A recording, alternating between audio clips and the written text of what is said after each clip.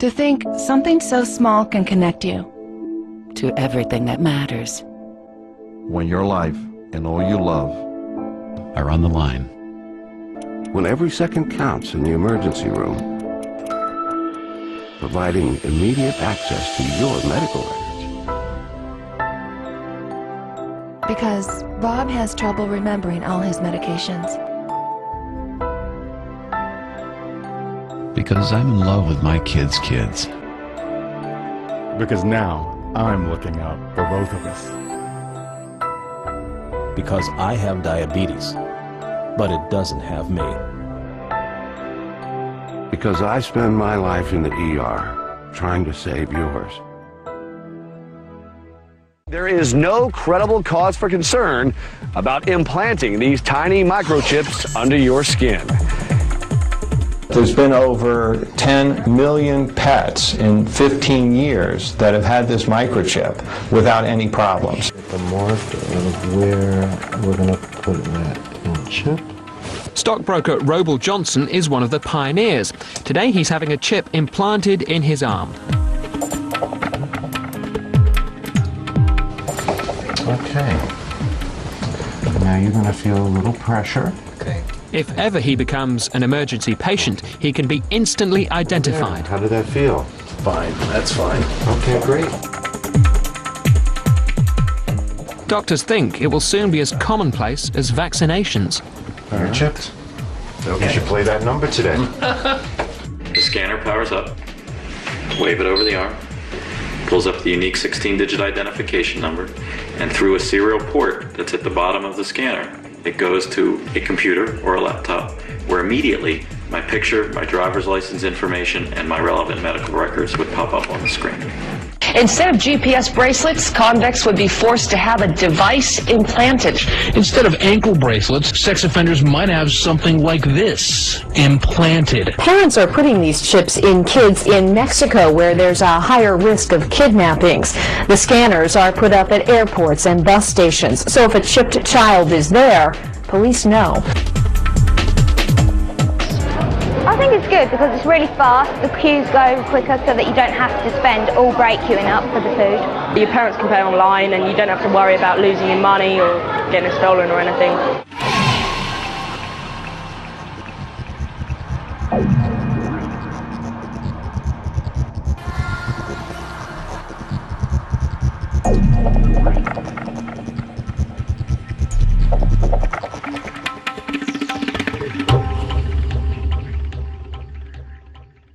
The latest technology for identifying people at the point of sale, for identifying people when they make purchases, is actually the implantable chip that you can actually embed directly into human flesh. It's a tiny glass capsule about the size of a grain of rice. It contains an RFID computer chip. I think that within 20 years when you get born you will get a chip.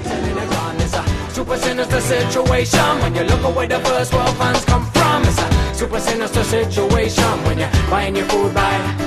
And it's a super sinister situation when you look away the first world funds come from. It's a super sinister situation when you're buying your food by. Money, money, money, all I ever hear these days. Every song that the DJ plays, talking of a similar situation. Ain't got none and got to get some. Gotta have more than I had before. Gotta have more than the man next door. Every day I gotta make some more, some more, some more. Well, give me a break, yeah. Let me take some time out.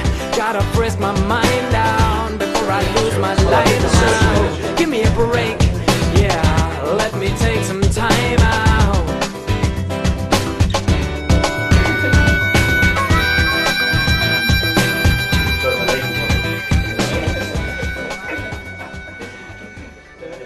You know, there is an increasing amount of support for a microchip for buying and selling. Some people are kind of saying that people are going to be forced to take it, but I think eventually people will be queuing up themselves and taking it.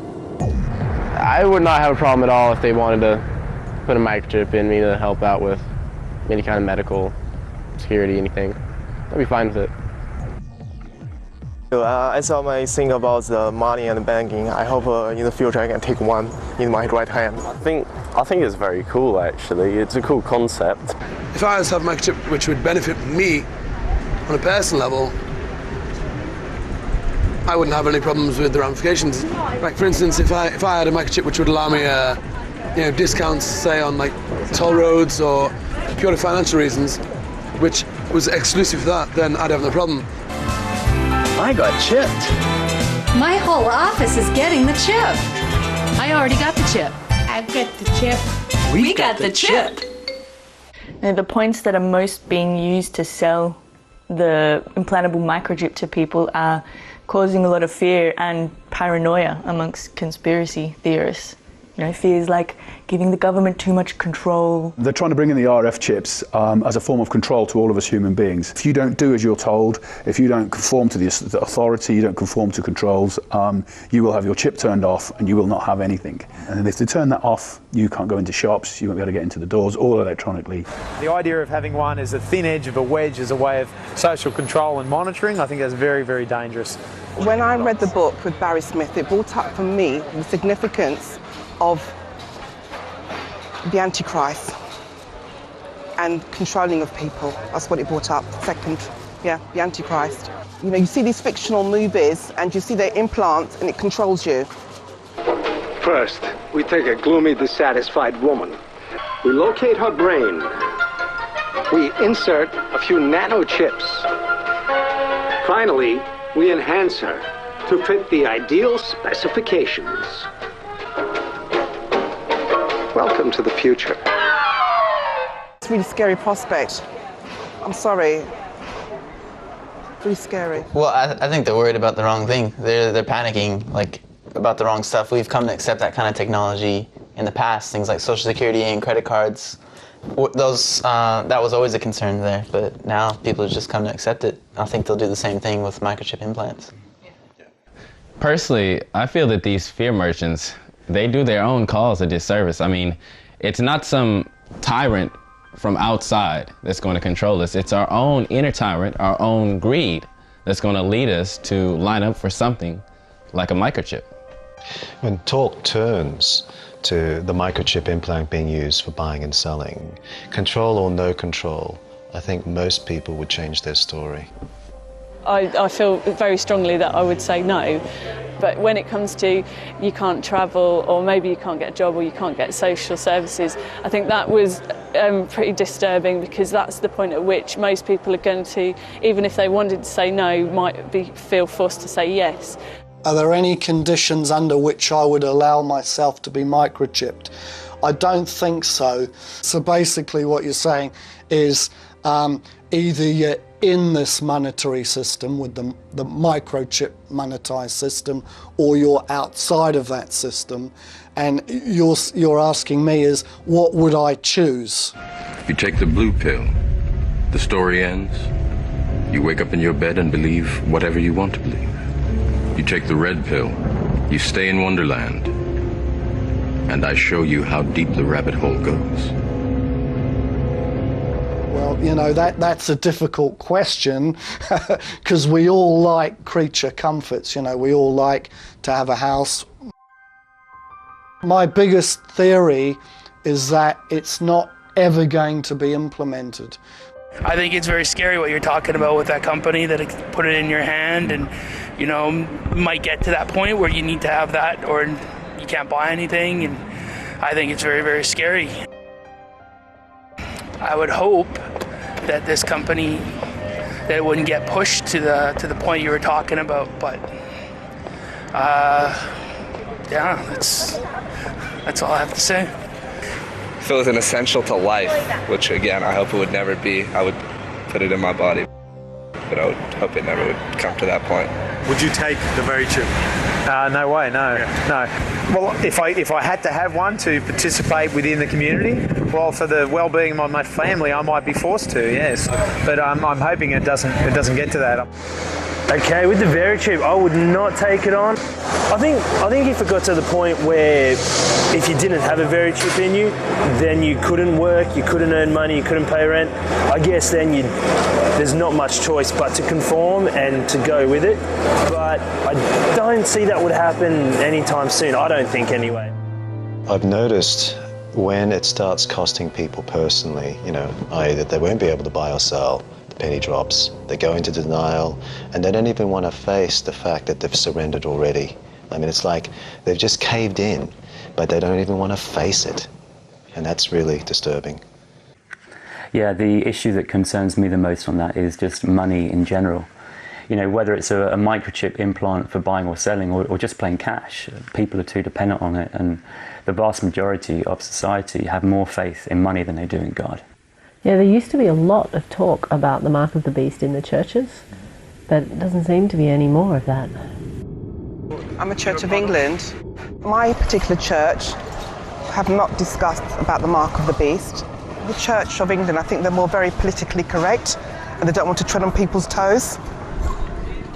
I'm Assistant Minister of Grace Church, Dulwich.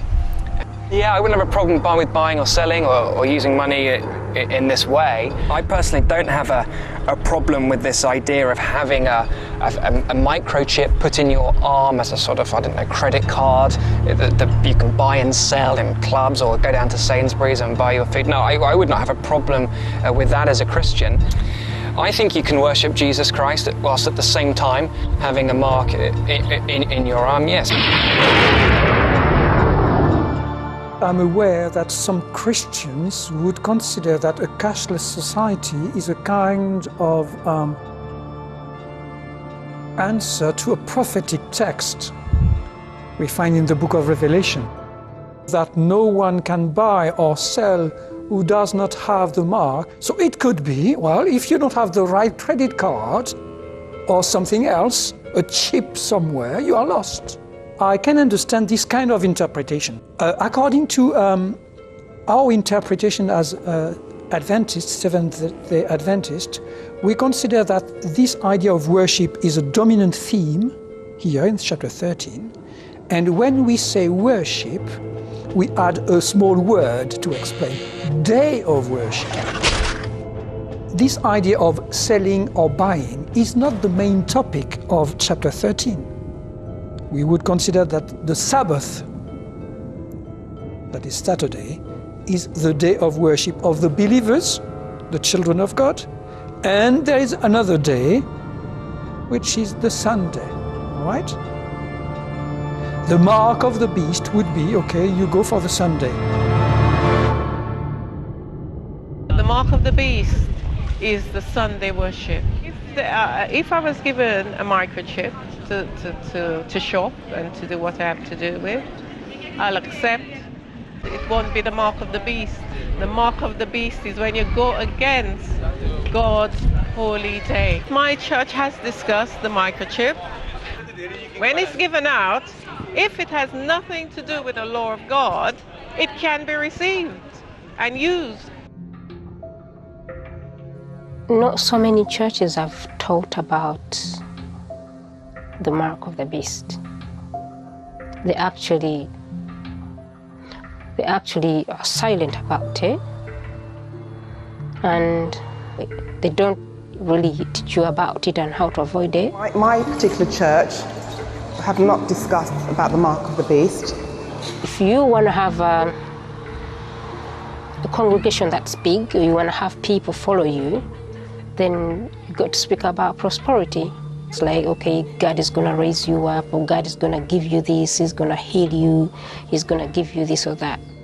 And I've been trying to show you that the Bible teaches that God wants you to be rich, that God wants you to prosper. He wants you to be abundantly supplied.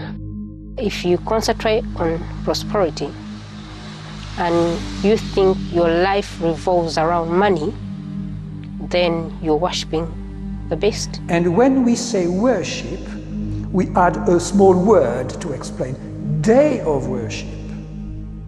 I think you can worship Jesus Christ whilst at the same time having a mark in your arm, yes. Most of the churches, or the vast majority of the churches, are not teaching the masses or the followers, that would be followers of Christ, about the money, and that the money is a way of worshiping, is a form of worshiping the beast. Hallelujah! Money coming to me now! Money coming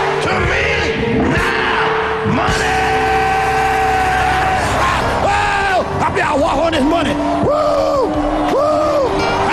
Woo! Get some anointing. You put something up here. Woo! Put this anointing on it. I tell you what, you put something up here. I'm putting this anointing on this money, man. Woo! Woo! Woo! Hallelujah! Club 700 has actually had very chip on, who have basically stated, look, this isn't the mark of the beast because it has not been mandated by government. Yeah, it's interesting that we now have something that matches the prophecy in the Revelation about the mark of the beast. You're talking about a chip that goes inside your hand and you use it to buy or sell. Now that's ironic. It's clear that it's no longer some kind of fanciful imagination, but churches have totally lost interest all of a sudden. Yeah. Yeah, like even trying to get an interview with a minister, you know, on the topic of Bible prophecy is pretty near impossible these days. You know, and I think those that do agree to, you know, to be interviewed, I reckon that they must probably get disciplined about it afterwards, because it shows them up. It shows them up that they haven't got a clue. You know, they don't really know. Well, is it really that clear? Well, what do you mean by that? Well, are we just assuming that it's the connection between the prophecy and the revelation and the microchip implant is really that clear?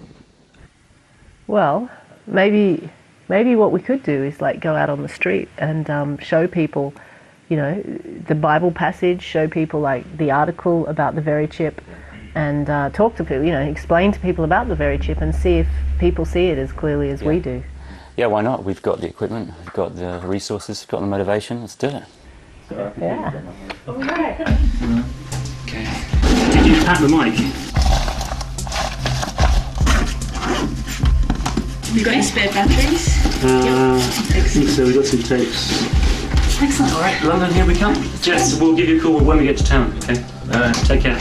See you. Bye-bye. See ya. Okay.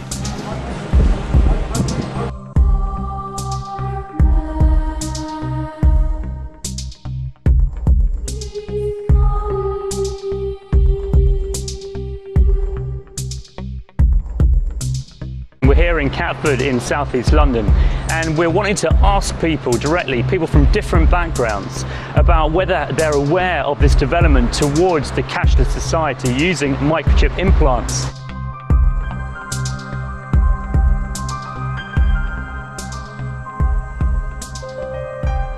Okay.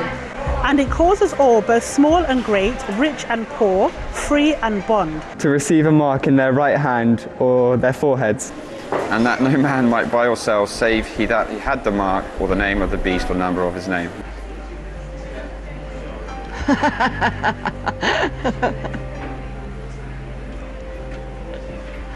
It's just a book, isn't it?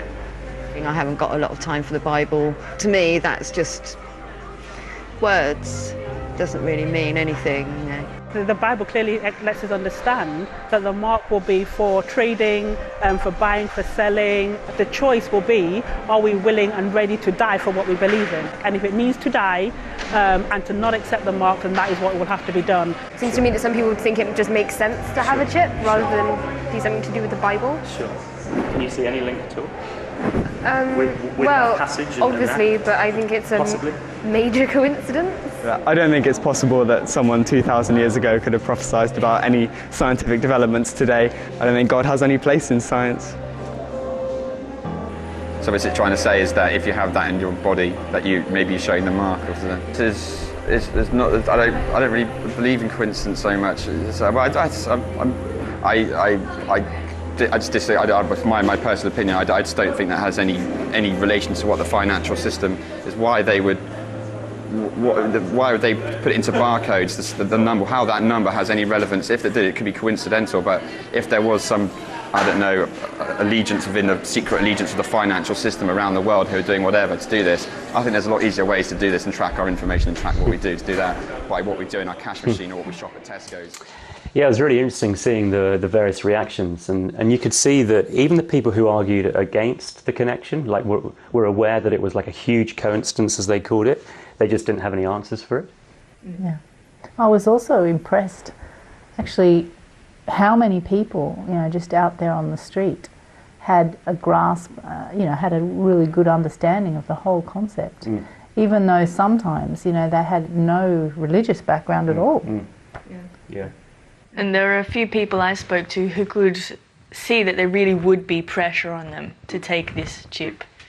A chip that the marketers and makers of it say they would never force on anybody. Yeah, right. Should we keep watching? Yeah. Yeah. But there is a fine line between that one. I don't see the relevance in that. But I think what you're right, I know it's not your opinion, maybe it is, I don't know. But I know that we are being tracked and we are being traced and our information is being sold and it is being passed. But whether this has any relation to that, I don't think so, my personal belief. There's no way I'd want to put the chip into my body if it's been said before that it's going to be part of some beast or whatever else it's going to be. So I wouldn't want to do it. I would totally see where this would tie into the whole Revelations Antichrist thing. But I could see definitely how people would think that a microchip could be construed as a mark of the beast. If it comes down to that, the chip is the mark of the beast, and because of my Christian faith, I will never wear it. The Christian faith and several other faiths have intertwined into it a mark of the beast concept, which is generally seen these days and accepted as the microchip.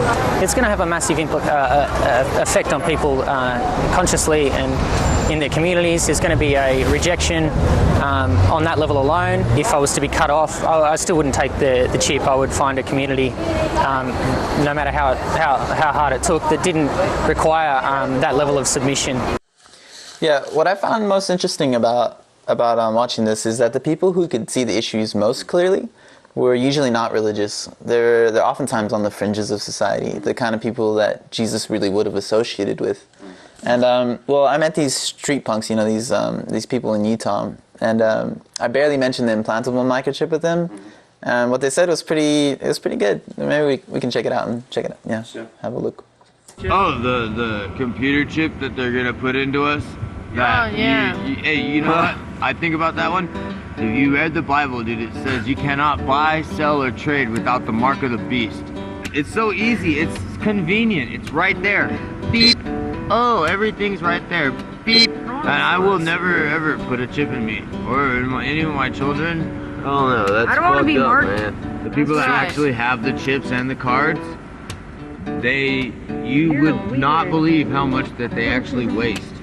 They're actually gonna throw away enough to us unchipped people. We can actually survive, dude, without chips.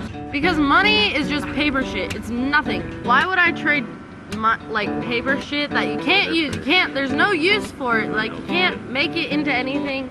You can't grow anything with it. This is not your property. This is property of the United States government, and this is a federal offense. Money, money, money, all I ever hear these days. Every song that the DJ plays, talking of a similar situation. Ain't got none and got to get some. Now you can't even tell it was here.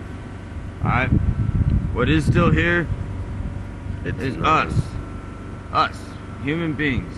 The people who need to take care of each other instead of taking care of yourself. I met someone at an alternative gathering who was like an atheist, and he did much the same thing. He brought it up without me even mentioning it, as soon as I mentioned the berry chip. And it still just amazes me how people who, you wouldn't even consider to be religious can see the obvious even more than the supposed experts on the Bible. There's an interesting passage in the book of Revelations which talks about the mark that is placed on people, where nothing shall be bought or sold without this mark. I'm not a Christian. I don't even believe in God in the conventional sense of the word. However, as with all ancient texts, the Bible deserves to be looked at carefully and to see if there's anything in it that might be of interest historically. I'm hoping a time when maybe the genuine message of Jesus will come through. Did you see that? I'm hoping for this is an atheist saying, I'm hoping for the genuine message of Jesus to come through. I mean, that is a classic. Yeah, you can imagine Jesus going around and gathering his disciples from people like this, Yeah. They're all a bit radical in one way or another. Hardly a suit and tie amongst them. Yeah, I think the suit and ties, they're too busy trying to change the message to something like worshipping God on Sunday. I don't know a lot about the mark of the beast prophecy, and I don't know a lot about this chip thing, but from what you've told me just then, They seem pretty similar. No, I'd never take a chip. I'd never microchip myself. I think it's kind of interesting, like talking about people being chipped in the future. I engage with wild food. Engaging with like the natural world, wild plants, does make you wild in the sense that you want to rebel against standardization, manipulation, control, all these things, which I think people are seduced into because they're being manipulated, because the world is so complicated, it's so stressful. Using plants in that way and relating to people in that way just makes you, you will never be ripe for manipulation. You will always rebel. I'll never be chipped voluntarily. They'll have to hold me down, they'll have to knock me out. Not taking the microchip could end up meaning that you would starve to death. I understand that. I'm not Christian myself, and I'm not that knowledgeable about Revelations, but I know that when they talk of a mark of the beast, it's for buying and selling, and everyone in society must bear this mark to operate and function. But there needs to be some resistance to this agenda. On a practical level, if it does end up that most people have got the microchip and there is a few resistors still out there, I think they will be hunted down. They'll be targeted for elimination. I think I would refuse the very chip under all circumstances, even if there was the threat of imprisonment, the threat of death.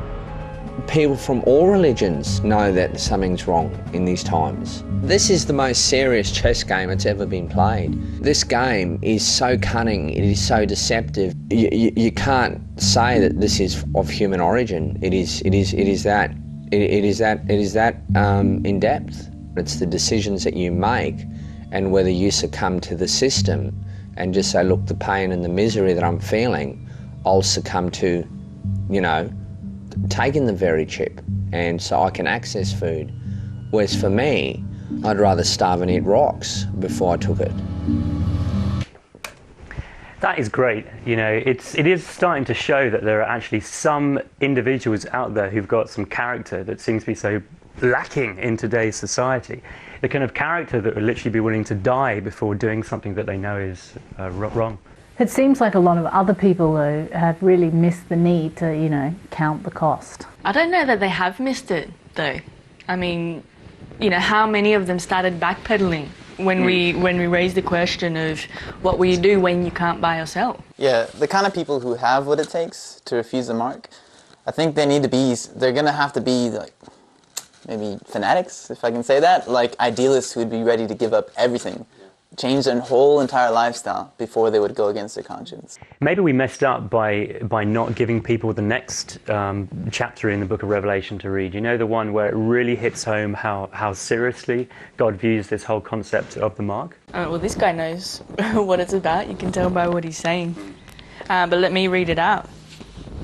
It says, "And the third angel followed them, saying with a loud voice, 'If any man worship the beast in his image, and receive his mark in his forehead or in his hand, the same shall drink of the wine of the wrath of God, which is poured out without mixture into the cup of his indignation. And he shall be tormented with fire and brimstone in the presence of the holy angels and in the presence of the Lamb.'" Yeah, the Lamb in that passage is referring to Jesus. This isn't the kind of lovey-dovey stuff that most churchgoers would associate with God or Jesus, is it? But it's right there in the Bible. Maybe people should stop telling God how to do his business. And if he says there's going to be a day when he's had enough of mankind's disrespect for him, then so be it. Okay, and let me read on. "And the smoke of their torment ascends up forever and ever, and they have no rest day nor night, whoever worships the beast and his image, and whoever receives the mark of his name." Yeah, from that, it seems that accepting the mark is the point of no return for mankind. And I think we're on the verge of that point right now in human history. Not the line in the sand, it's the line in the concrete. That is where it's drawn. I think that is where the soul is lost. It's as simple as that. It is a choice of serve the mainframe or mammon or whatever you want to call it. But there is obviously a definitive line. Actually, I did let that one marketing guy who I interviewed in the cafe earlier read the passage, which is probably why he fell to pieces so much. My guess is that he'd never even heard of that passage before, and he chose not to accept it, probably because it was easier to stay in denial. I don't know. I think that's very negative. I don't like to think that these things are negative. I wouldn't want to read that paragraph then think that's a negative thing. Just to take that leap from reading a warning sign to actually taking it to factual facts that it's happening is a massive leap of... I don't know, for me I think that's a massive bit. I can see it as a warning, and there's loads of sections which, you know, this is what we experience in this time and whatever, and take heed of this, but I don't think it's that translatable to now, I don't think, for me. Yeah, I think it's interesting that the verse about not taking the mark of the beast is followed by a verse which talks about people dying for their faith. I mean, that's what it's coming to, you know, and that's what people don't want to think about. But here, let me read it. Here is the patience of the saints. Here are they that keep the commands of God and the faith of Jesus. And I heard a voice from heaven say to me, Write, blessed are the dead which die in the Lord. One of the problems that I found about most religious discussions concerning the book of Revelation is that it's all about matching up symbols and dates, or trying to convince people that your church is the one true church. It never seems to relate back to the teachings of Jesus. But when you recognize that the mark of the beast, you know, is all about buying and selling, there is an obvious link. Jesus, you know, commanded his disciples not to work for food, not to even think about where their material needs would be, you know, come from, or you know, how they'd be met. But where is there anyone today actually teaching people to obey the teachings of Jesus? You know, Jesus made it clear that the choice would be between serving God or mammon, or God and the mainframe, as that guy Greg put it earlier. Yeah, there's a guy here in the UK who's been living like without money for more than a year now. And he's not really the religious type, but he's got it really spot on about the buying and selling. And he seems to understand that it may cost us our lives in the end. Yeah, I've been thinking about this, and I feel like sometimes the soldiers of peace aren't as brave as the soldiers of war. And that if you see the soldiers of war going into battle, they're prepared to die for what they're doing. We all need to be a little bit braver. We all need to stand up and be counted and be heard. I think we all, myself completely included, need to be braver. I've been living for the last 12 months without money. Where we used to find security in friends and family and the greater communities we lived in, we now see security in notes and coins. When we buy and sell things, we're saying, I'm going to help you, but I want something in return. What better reason to help somebody than the fact they actually need some help? Like, do we actually always need to get something in return? Think about it. Nobody goes to your dad like, well, you know, I've cooked dinner this evening, that's £5. If we all work together, share the resources, not only would it be better for the environment and would we use less resources, it's much better for us as people. Yeah, Mark and some of his friends recently put on an alternative gathering in Bristol, which coincided with Buy Nothing Day.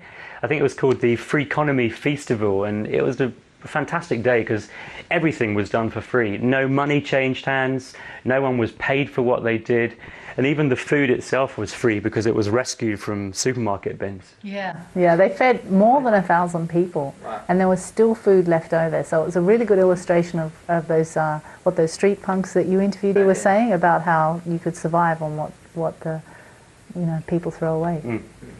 Here's some footage of the gathering.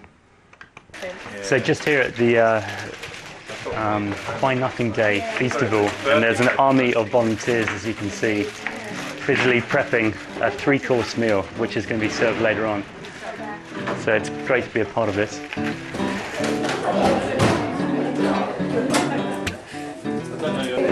Most of the food that I get is from the back of supermarkets. About 90% of all the food I eat gets found. I'm just amazed that all this food goes to waste. Do I live to work or do I work to live? And do I give to earn or do I earn to give? And if I do my best for society, will they care about money or will they care about me? Do I think this is wonderful. It's really nice to all be under the same roof. I'm a language teacher, so I brought loads of sort of French books and dictionaries and textbooks and stuff like that I don't need. And I found chocolate spread, so I exchanged linguistics for chocolate spread. There you go. my first experience arriving and finding that everything's free. I think it feels nice to yourself to have donated something that you don't need anymore and then take something that you actually need. No, this is a new experience for me, but I would happily, you know, as long as it's still healthy, it's not going to make me ill, I have no qualms about eating food that's out of date. It was much nicer than going into a shop and exchanging money. Hello! Can I have everyone's attention for 40 seconds maybe? I know there's a wonderful clothes swap going on. What we're doing is we're doing a clothes swap. So basically any clothes that you like them, they're good clothes but you just haven't worn them for a while. You bring them along, trade them in, like this nice, jazzy waistcoat. Yeah. And then see if you can find anything that you like. I think it's a fantastic way of kind of making an active decision to kind of not involve money in things. You know, you don't need money if people are prepared to share and swap. A whole new word, swap. Swapping. Sounds slightly Dutch. Swap. Yeah, good. We're swapping today. Swapping. Yes, it's like shopping, not quite. It's just a really fun day. It's so nice to see so many kids. It's so nice to see so many people just really enjoying themselves, and also the slight bewilderment on people's faces when they're like, so I can just take this. It's like, well, yeah, it didn't cost us anything, so just take it away. People are surprised that everything is free, but it's just proof that it can exist and it can happen. Money's a pain in the neck. It's useless. It's like controls people, turns people into, I don't know, things that they don't want to be.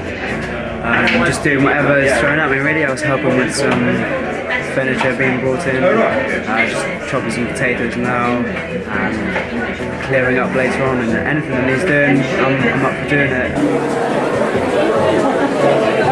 I think I'm powering up the music system. Not sure how. Certainly, I think like people's generosity of spirit is always there. Just needs to be given the space to sort of freely flow. Ooh, his shining eyes still see. Ooh, the docile dreamers alone. Ooh, have it all, but the best from me. We got home, we got barracks and drums and a rich cowboy sits on your throne. I got empathy, you got apathy, and I got bone. Thank you, that was amazing.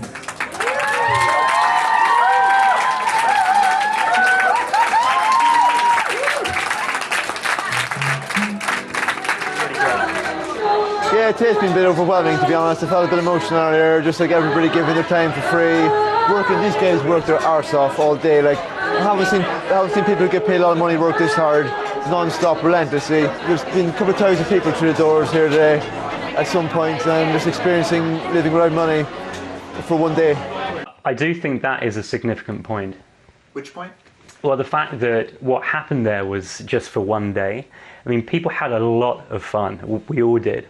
But as we've seen from the other footage, it's going to take a lot more dedication than that. I think Mark Boyle definitely could see that, but I'm not so sure that the others did. You know, it's not just going to be about giving up the things we don't need. We may one day actually be forced to lay down our lives for one another. Yeah, I interviewed someone at that festival who was talking quite seriously about living without money. But it seemed like even in that setting, she seemed sort of somewhat cautious about what she was saying.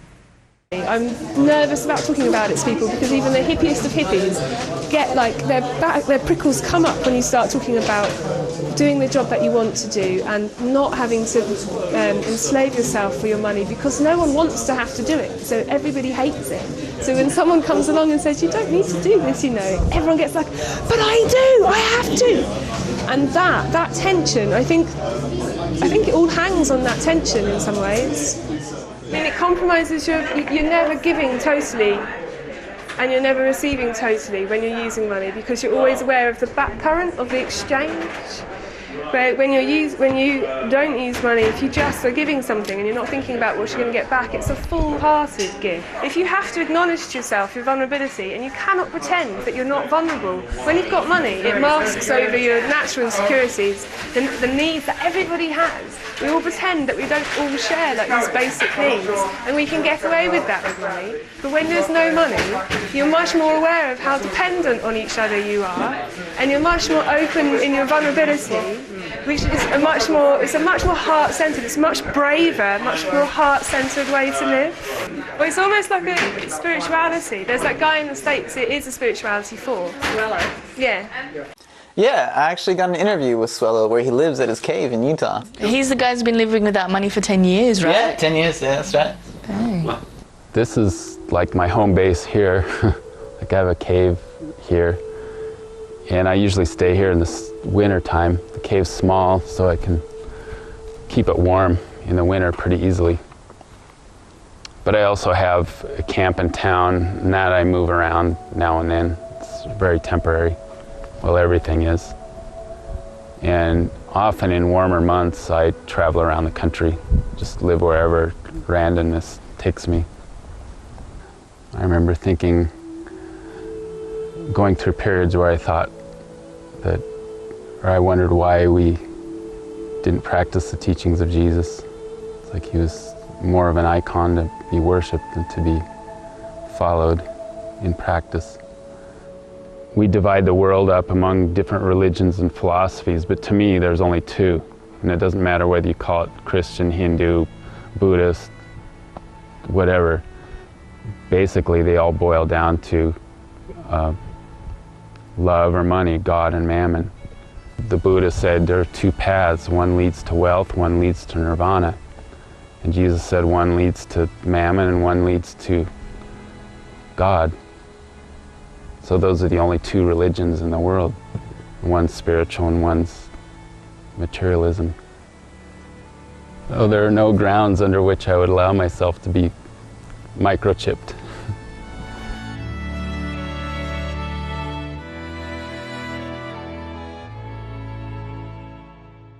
Yeah, we interviewed a lot of people about issues relating to this. There was that guy, Andy Hamilton, in Bristol, who's a co-author of the Self-Sufficient-ish Bible. Fergus Drennan, who's a sort of famous wild forager. Greg Nicoletis, who's the founder of the We the People Will Not Be Chipped movement, who works closely with Catherine Albrecht. It's quite a few people.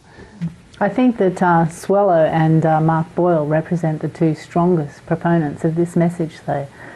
Because I think they have their act together and they're more than just talk. So, and what about us? Are we going to include something about us in this documentary as well? Well, we are in the documentary right now. See that camera over there? So how do we include what we're doing in the film? Well, the cameras are rolling. Why don't we just talk into the cameras? Okay, here goes. So we don't normally live in houses like this. We don't live without money entirely, but we do live without working for money. And as a group, some of us have been living like this for more than 20 years. Right, we're freegans, which means we get most of our food from the back of supermarket dumpsters. We live and travel in vehicles that run on waste vegetable oil. Yeah, and we use solar panels to get our electricity from. But really, we're preparing for a time where we won't be having vehicles at all, and we'll be living pretty much like Swello. We have contacts in India, Kenya, Australia, America, and here in the UK as well. And next year we hope to have a base in Argentina. Yeah, that makes us sound huge, when in reality we're just a couple of dozen people at the moment. But we're training. We're learning how to survive just through faith in God, and we're preparing for a time when people of conscience in the world everywhere are going to have to survive without buying and selling. Some of us will die in the process, but there is a great need for us to be preparing right now. A big part of that preparation is getting the message out to others, like we're doing with this film. But we need to be clear that it's not all about us either. It's about people finding a faith that's bigger than money, and then linking up with others who have a similar kind of vision. There are dark times ahead, but God wants to prepare us for it by teaching us to take the message of Jesus seriously right now, before the axe falls.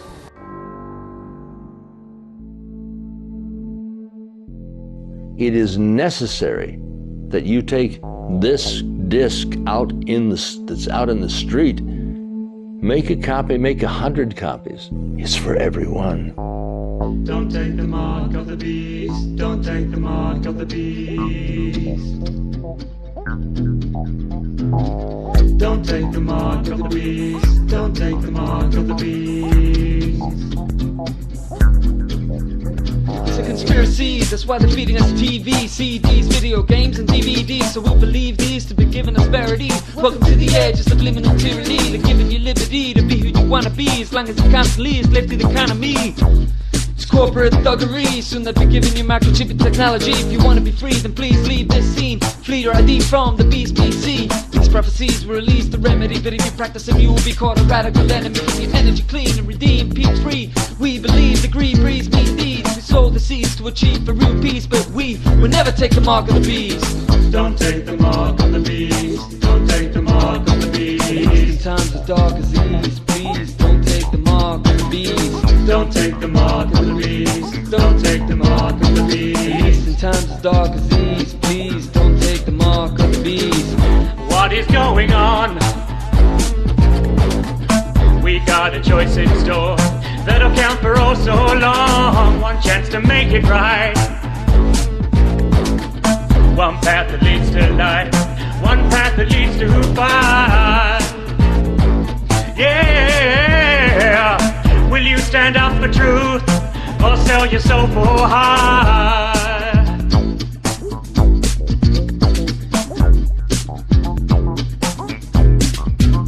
What trick is that the barcode is 3 6's fixing it? 3 parallel lines with a 6 in it. Time to open up your eyes, get the scriptures in. The church is paralyzed, so they're missing it. When money's out of lies and no Christians in. They claim to follow Christ, but they're dissing him. They're so busy shouting praise, they ain't listening. I know the picture's grim, it's gonna get worse, but first it's a curse. It's coming upon the face of the earth. The human race will give birth to the worst person, and nerds may even lurk in the church. Is how it works, they try to insert